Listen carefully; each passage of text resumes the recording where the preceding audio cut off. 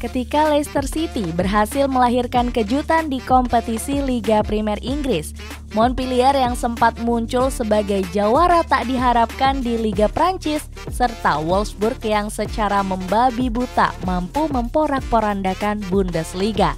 Maka FC Porto hadir sebagai tim yang berhasil mengguncang kompetisi tertinggi Eropa. Bukan sebuah kebetulan karena memang FC Porto hadir dengan segala persiapan yang tidak semua orang paham.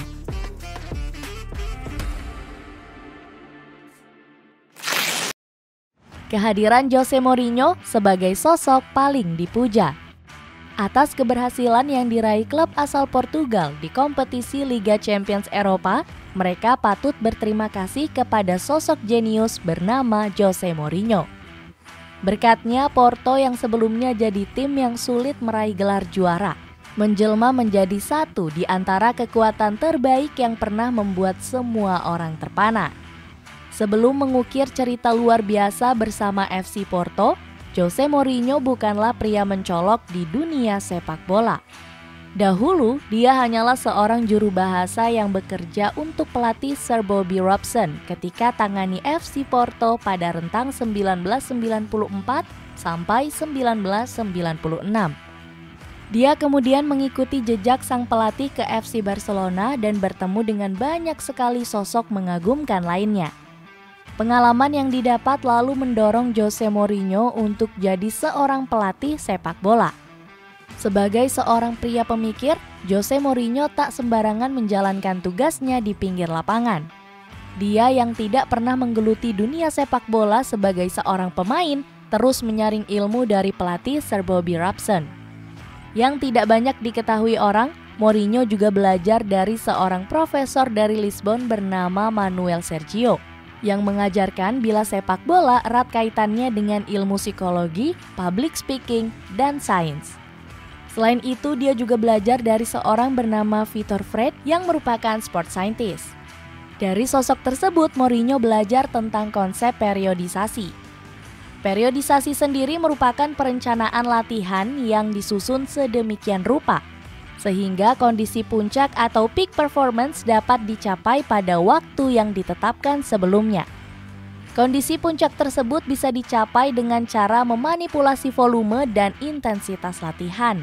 Pemain yang memanfaatkan konsep periodisasi dalam proses latihannya, maka mereka akan mendapatkan puncak prestasi di waktu yang tepat, mencapai efek latihan optimal, dan menjalani proses latihan yang lebih objektif.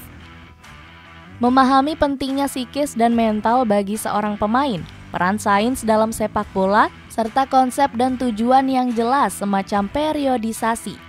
Bukan sebuah kejutan bila pada akhirnya Jose Mourinho bisa menjadi penguasa Eropa dengan skuad yang nilainya 150 juta euro dan hanya mengeluarkan uang yang tak lebih dari 10 juta euro untuk mendatangkan pemain anyar.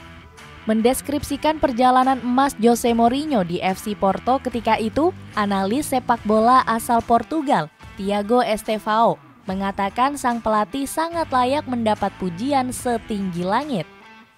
Dia berhasil mengatur pemain yang sudah melewati masa emas dan mengkombinasikannya dengan para pemain muda. Itu adalah pekerjaan yang sangat sulit dan Mourinho sukses merevolusi itu semua. Berikan banyak gelar bergengsi untuk FC Porto. Meski saat ini dikenal sebagai pelatih yang telah menghabiskan banyak uang untuk membeli pemain, Jose Mourinho adalah sosok sederhana ketika tangani FC Porto. Klub tak sanggup memberinya dana besar, akan tetapi dia berhasil merubah kekurangan itu menjadi sebuah kelebihan. Datang pada Januari 2002, FC Porto saat itu berada di posisi kelima liga.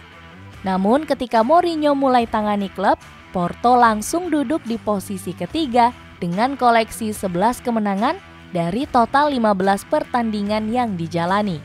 Lalu ketika menjalani jabatan sebagai pelatih selama semusim penuh, Mourinho berhasil mempersembahkan gelar Liga, Piala Liga, Piala Super Portugal, dan Liga Europa. Gelar tersebut dimenangkan dengan nama-nama seperti Ricardo Carvalho, Paulo Ferreira, Deco, dan Costinya. Di musim 2002-2003, Jose Mourinho yang sudah mewarisi skuad permata di FC Porto hanya membutuhkan sedikit dana untuk menyempurnakan pasukan. Ketika itu dia mendatangkan Derlei dan Nuno Valente dari klub Leyre. Manish yang didatangkan secara gratis, Ferreira yang didatangkan dengan harga biaya 1,8 juta pounds, serta Jorge Costa yang dikembalikan dari masa pinjaman di Charlton.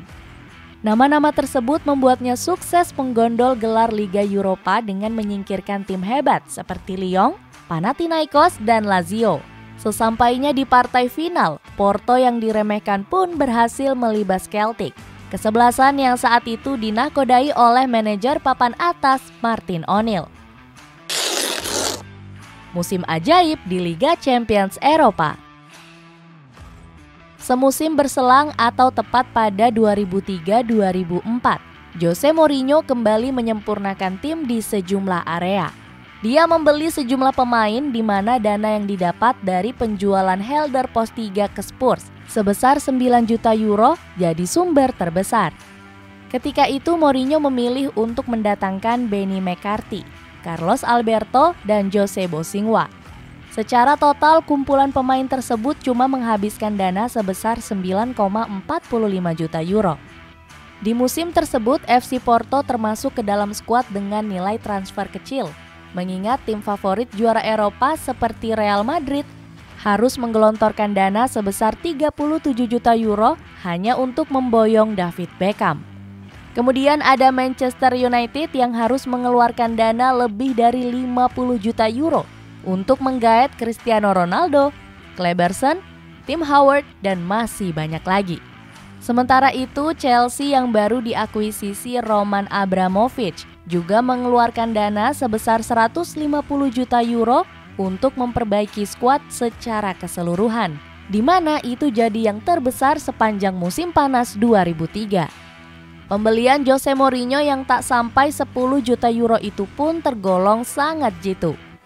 Jose Bosingwa yang didatangkan sebagai pemain muda dari Celta Vigo sukses jadi salah satu pilar terbaik Mourinho dalam memenangi gelar Liga Champions Eropa. Sementara itu Benny McCarthy sukses menggondol sepatu emas usai berhasil mencetak 2 gol melawan Manchester United di babak 16 besar.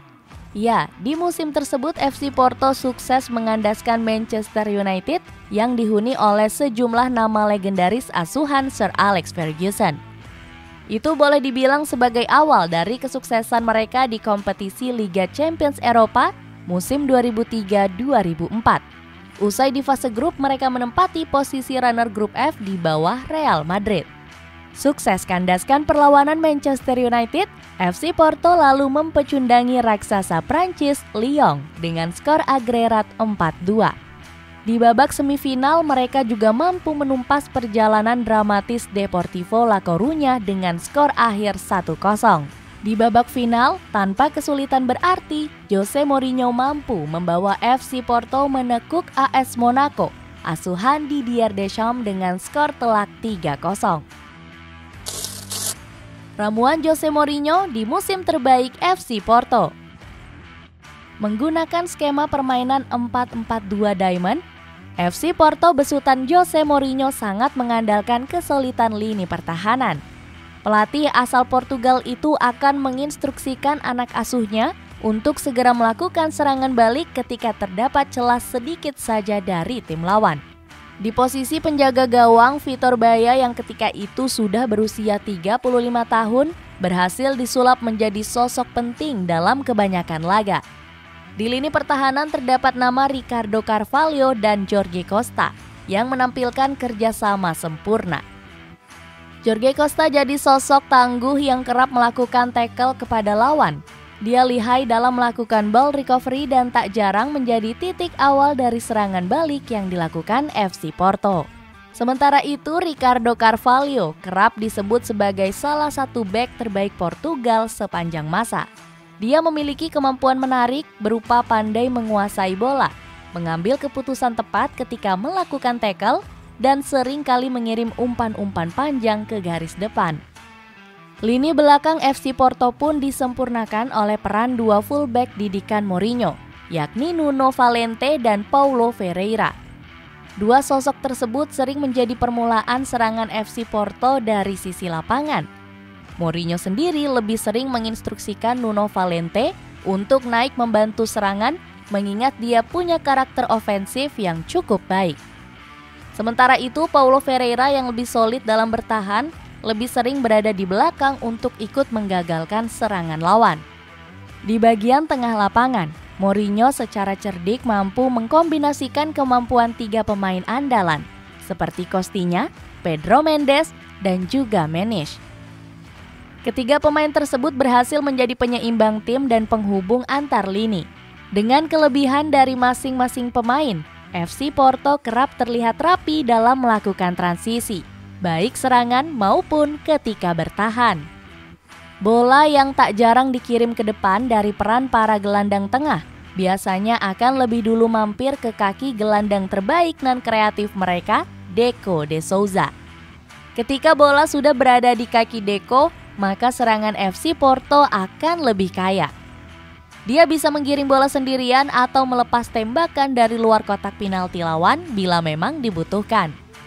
Lalu ketika situasi mengharuskannya untuk memberi umpan, maka dua penyerang yang biasanya dihuni secara bergantian oleh Derlei, Carlos Alberto, atau Benny McCarthy tak akan ragu untuk segera menjebol gawang lawan. Melihat fakta bahwa FC Porto jadi kejutan terakhir di kompetisi Liga Champions Eropa sampai saat ini, membuat nama Jose Mourinho memang layak disebut sebagai The Special One. Pelatih yang kini tangani AS Roma itu tak hanya pandai dalam meramu taktik, namun juga menemukan bakat terbaik. Ketika sudah berhasil mendapatkan pemain yang diinginkan, maka dirinya akan jadi sosok yang paling disorot ketika pemain tersebut alami perkembangan pesat.